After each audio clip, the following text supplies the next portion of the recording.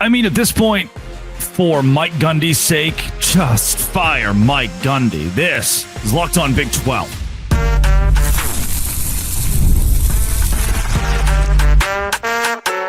You are Locked On Big 12, your daily podcast on the Big 12 Conference. Part of the Locked On Podcast Network, your team every day. I think you have to fire Mike Gundy. If you hit subscribe, I get to keep my job. I'm Drake Toll from America's #1 Big 12 podcast, Locked On Big 12. Thank you for making this show your first listen every single day. Gundy's done. You lost to Tulsa, and Gundy's done. And the worst part about having to fire Mike Gundy is he is Oklahoma State football. I think what we need to understand, he's the Hall of Famer. He'll be a legend. He'll never buy a beer in Stillwater, but it doesn't mean he should still be the head coach at Oklahoma State. And that you and I are both human, and Mike Gundy is human, and I'm wanting him to be fired for the sake of him. It's not benefiting anyone that he's coaching Oklahoma State right now. It's not benefiting anyone that Baylor Hayes, Sikkim, is beating you, that Tulsa is coming into your house and beating you. It's not good for Mike Gundy, and it's certainly not good for Oklahoma State. I think the Cowboys fans deserve better. And you know what? Can I say something controversial? I think Mike Gundy deserves better.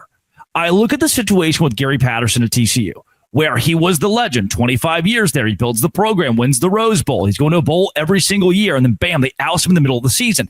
It seemed like at the time it was best for Gary Patterson. It was maybe best for TCU, and maybe his camp would disagree. I think these situations are even a little bit different. Gundy has seemingly completely lost the fastball. TCU wasn't losing to Tulsa. I think Gary Patterson could have had a couple more years and a really good run. For Mike Gundy, he doesn't have that. He doesn't have 10-2 in his back pocket next season. He doesn't have 11-1 in his back pocket. And no amount of NIL is going to change this. Everything that he is trying is not working at this point. And because of that, for the sake of Mike Gundy, for the sake of everyone involved, it should just go away. So here's the perspective that I have as a human being. I have worked at places in the past where I felt like I did a good job, and then you kind of ebb and flow in media where, oh, your numbers are down recently. It's like, okay, well, let's get the numbers back up. And the numbers don't get up, you end up being fired. You end up being let go. That's kind of the situation when I wrote for Sports Illustrated.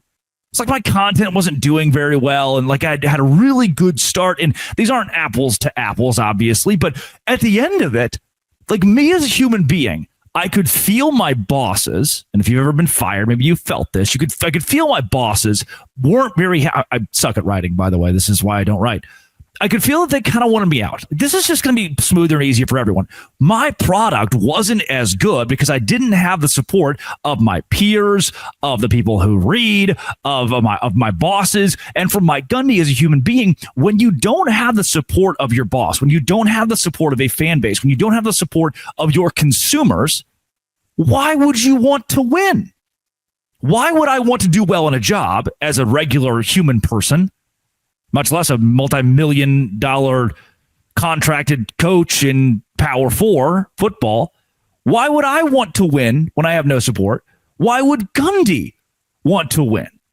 It makes me feel so bad for a guy that I think is altogether goofy. I think is altogether good-spirited. That from the takes of a lot of his players, especially early in his career, before he lost the fastball, that he was a coach that players liked to be around. The coaches I've talked to who have been around Mike Gundy all say pretty much the same thing. Like, yeah, he's a friend. Like, yeah, when he reaches out, we reach out, we talk, and he's a nice guy. Like, he built Oklahoma State football. He's going to get the orange jacket. He's going to be immortalized. He may even have a statue. He's the best coach in that program's history. He made them what they are, but it doesn't change the fact he's losing to Tulsa at home. It doesn't change the fact that he can't get it done against anybody, much less real competition. This is Tulsa we're talking about. They're not even a good group of 5 or 6 or 8, whatever, how many of the group leagues we have now. They're not even good at that. The legend card runs out at some point. It is run out for Gundy.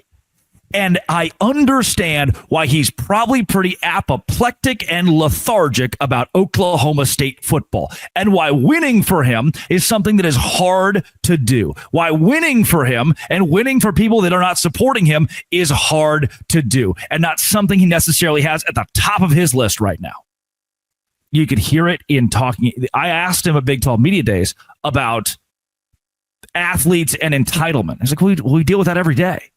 There's a reason Nick Saban's out of the game right now, because it probably sucks to be a coach, because most of these kids are focused on money, and there aren't enough limitations. There aren't enough guardrails to keep these kids from being too greedy to actually want to play football for their school, to actually want to represent their school. Heck, if you like a freshman quarterback at whatever school you root for, God knows you shouldn't buy their jersey. You're just pissing money away. They're going to transfer in 2 years.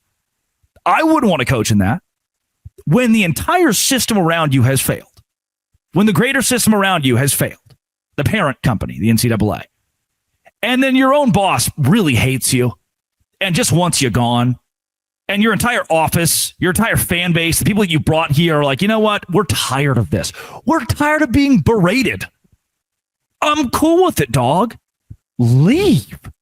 Mike Gundy, go coach at Friends University, and my goodness, you could be the bee's knees there. They'd probably love you. You don't have to win a game. Friends University got Mike Gundy. I'm cool with that. Or Mike Gundy coaches at Oklahoma State, and Dominic Richardson, the Baylor Bear, and the Oklahoma State Cowboy, comes back to town to the tune of 146 yards tonight. That's just not good, man. This was a stupid, sloppy game. Tulsa scored 19 points. You were 14-point favorites, 10-point favorites toward the end, by the end there, according to Las Vegas, and you lost the game outright to a bad football team.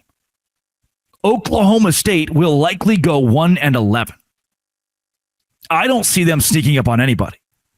And I just don't think you need to prolong this. You get the vasectomy now. Snip, snap. We're done. We're done. We're done. Cut it now and say goodbye. And it's probably going to be a really nice fall for Mike Gundy. He's going to go to Pigeon Forge. He's going to go to the lake. He's going to fish. I hope to shake his hand one day. I hope that you get to shake his hand one day and say, Coach, thanks for a really good tenure. Thanks for a really long run. But it's not going to work out. There's no reversing this.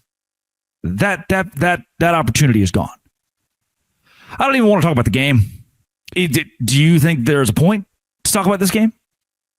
I mean, do you think that you and I need to sit here and try to, whoa, wow, really couldn't beat up the too high safety tonight? Oh, RPO wasn't looking great. I mean, do we want that? I don't think it's necessary. I think in all, what we are seeing here is the end of a tenure.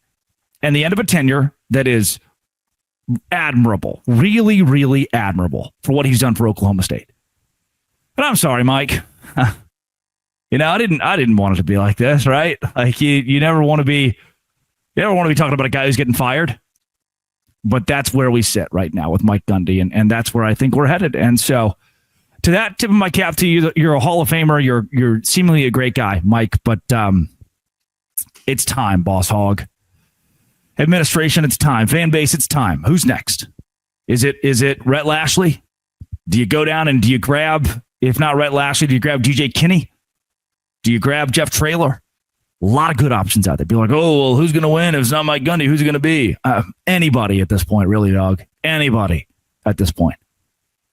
Sucks. Sucks for a guy that I think is a good guy. Haven't met him. Haven't been around a ton, but I think he's a good guy. Maybe you'll win next year. This just sucks as a fan, dude. I've been there too. Grew up rooting for the Arkansas Razorbacks and the Baylor Bears. Ugh.